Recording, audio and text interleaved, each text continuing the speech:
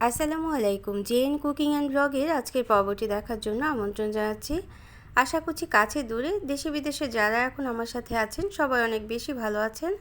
আমরাও ভালো আছি আলহামদুলিল্লাহ। আজকে একটি খুবই সুস্বাদু মজাদার কাবাব রেসিপি শেয়ার করছি। তো আমার রেসিপিগুলি ভালো লাগলে চ্যানেলটাকে সাবস্ক্রাইব করে বেল বাটনটাকে প্রেস করে আমার সাথে থেকে যেতে পারেন। আর ভিডিওটা দেখার শুরুতে একটা লাইক দিয়ে দিবেন প্লিজ। মাত্র 1 কাপ মুরগির মাংস দিয়ে আমি আজকে এই কাবাবটা তৈরি করব।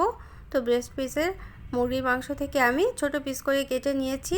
কেটে সামান্য লেবুর রস দিয়ে মেখে রেখেছিলাম 10 মিনিটের মতো।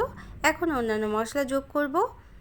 খুবই সুস্বাদু এই কাবাব রেসিপিটি খুব সহজেই বাড়িতে তৈরি করে নেওয়া যায়। 1 চা চামচ পরিমাণ শুকনো মরিচের গুঁড়ো, সামান্য হলুদ দিয়ে দিলাম, হলুদটা না দিলেও পারেন।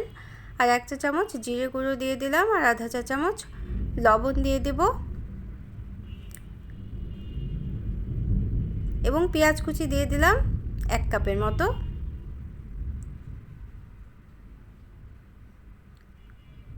তো সব উপকরণ যোগ করে মেখে রেখে দিতে হবে। এখানে 2 টেবিল চামচ পরিমাণ বেসন দিয়ে দিলাম, আর মরিচ কুচি দিয়ে দিলাম 2 টেবিল চামচের মতো।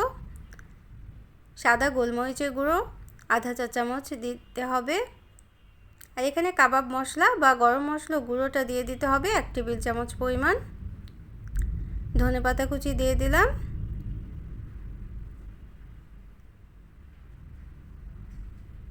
তো এখন খুব ভালোভাবে হাত দিয়ে মেখে নিতে হবে। আর আদা আর রসুনের পেস্ট দিয়ে দিলাম 1 টেবিল চামচ।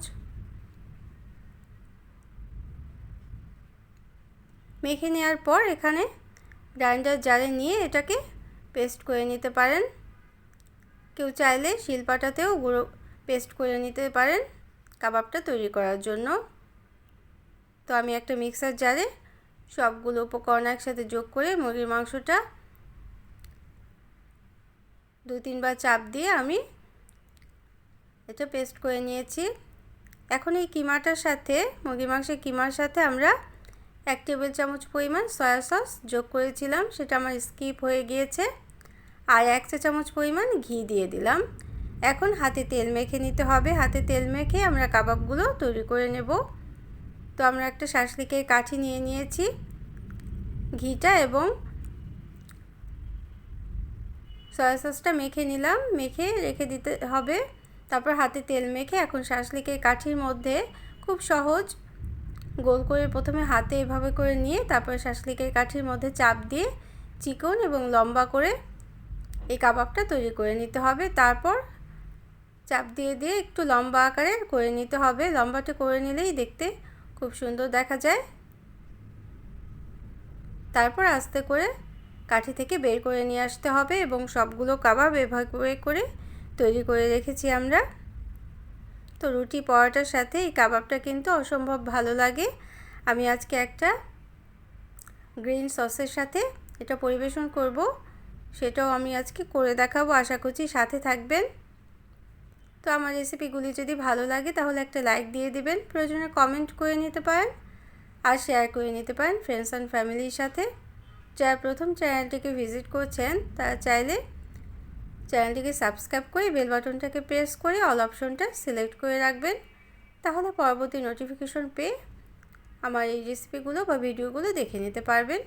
এভাবে সবগুলো কাবাব আমরা তৈরি করে নিলাম। খুব অল্প তেলেই এই কাবাবটা ভেজে নেওয়া যায়। ছোট থেকে বড় সবাই কিন্তু খুব পছন্দ করবে। বিকালে নাস্তায় বা সকালের নাস্তায় খুবই ভালো লাগবে। আমি সরষের তেল দিয়ে আজকে কাবাবটা ভেজে নিচ্ছি। যে কোনো তেলেই এই কাবাবটা ভেজে নেওয়া যাবে। তো মিডিয়াম আঁচে, প্রথমে হাই আঁচে আমি তেলটা খুব ভালোভাবে গরম করে নিয়েছি। তারপর কাবাবটা দিয়ে দিলাম। তেলটা খুব ভালোভাবে গরম হওয়ার পর কাবাবটা দিয়ে দিতে হবে এবং এক পিঠ ভালোভাবে গরম হওয়ার জন্য ভাজার জন্য সময় দিতে হবে। তারপর অপর পিঠ উল্টে দিতে হবে। প্রথমেই বেশি উল্টোপাল্টা করা যাবে না, তাহলে কিন্তু ভেঙে যেতে পারে।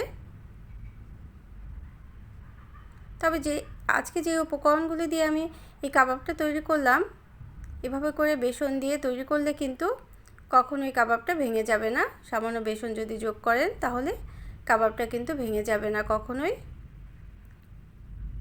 এবং খুব সুন্দরভাবেই তৈরি করে নেওয়া যাবে। তো এরকম কাবাবটা রুটি, পরোটা, খিচুড়ি বা সাদা পোলাও সব কিছুর সাথেই কিন্তু খুব বেশি ভালো লাগে খেতে। তো আমার আজকের রেসিপিটি কেমন লাগলো অবশ্যই কমেন্ট করে জানাবেন। তো আমরা 7 থেকে 8 মিনিট সময় নিয়ে যখন উভয় পিঠে খুব সুন্দরভাবে একটা লাল রং চলে আসবে, প্রথমে হাই আঁচে এটা ভেজে নিতে হবে এবং তারপর মাঝারি আঁচে ভেজে নিতে হবে, কারণ এটা যেহেতু কাঁচা ছিল মাংসটা, তাই কিন্তু ভাজা হতে একটু সময় লাগবে। এজন্য একটু সময় নিয়ে শেষের দিকে ভেজে নিতে হবে। তো আমরা ভেজে সার্ভ করে নিচ্ছি। এখন আমরা গ্রিন সসটাও তৈরি করে নেব।